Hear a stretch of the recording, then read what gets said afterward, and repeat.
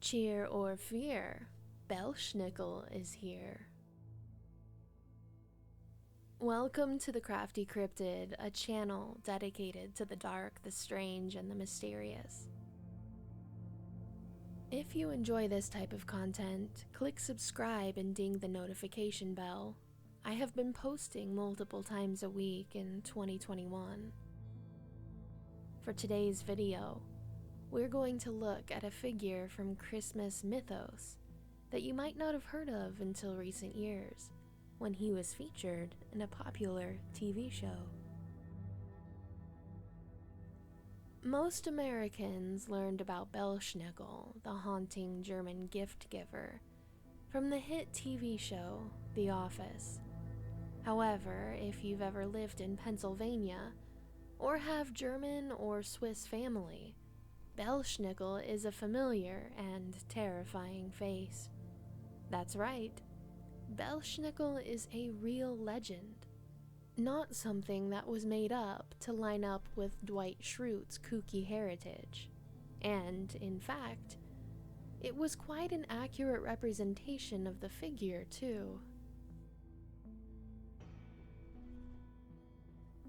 In the early 1700s, when German and Swiss settlers came to America, they were greeted by English settlers with little interest in Christmas celebrations.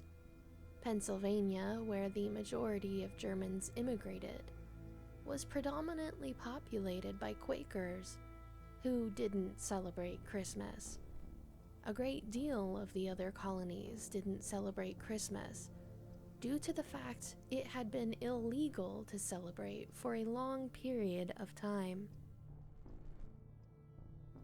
You might think that the strict authoritarian King George was to blame for this illegality in the States, but in fact, American Christians themselves had once banned the holiday.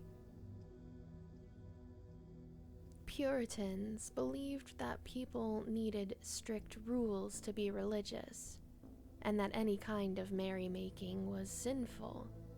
Thus, Christmas was not a strong tradition when the German settlers came.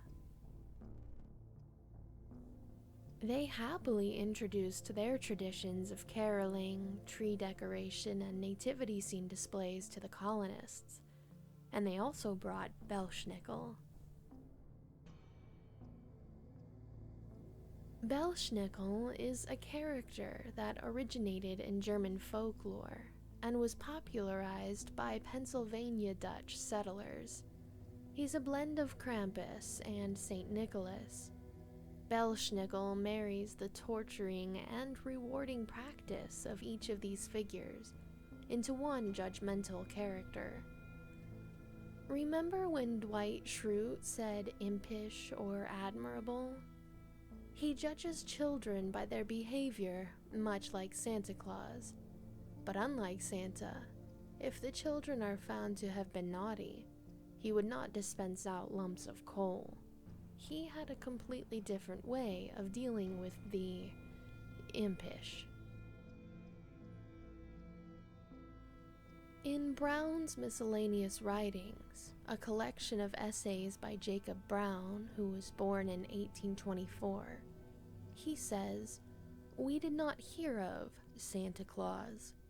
Instead, the tradition called for a visit by a different character altogether."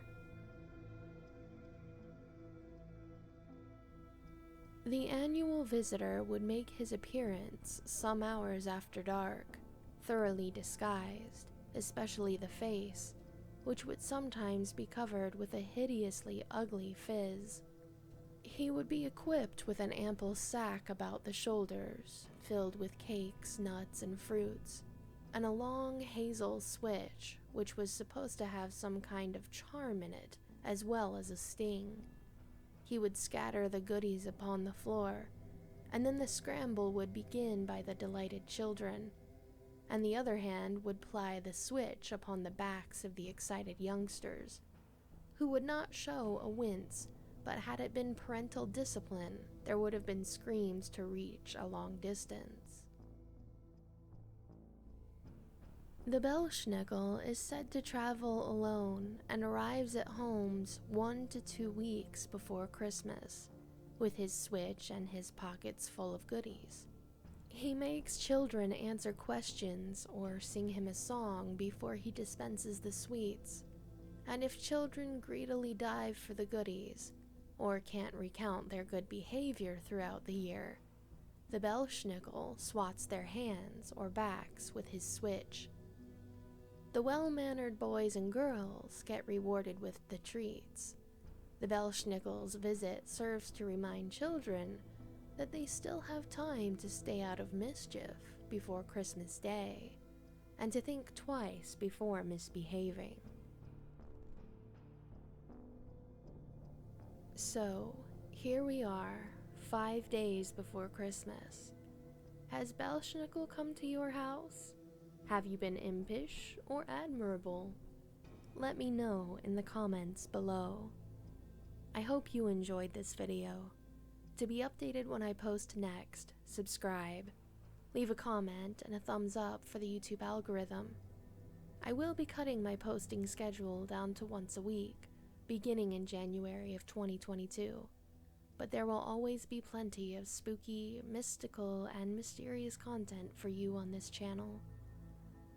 Thanks for watching, everyone, and come back soon, Cryptids.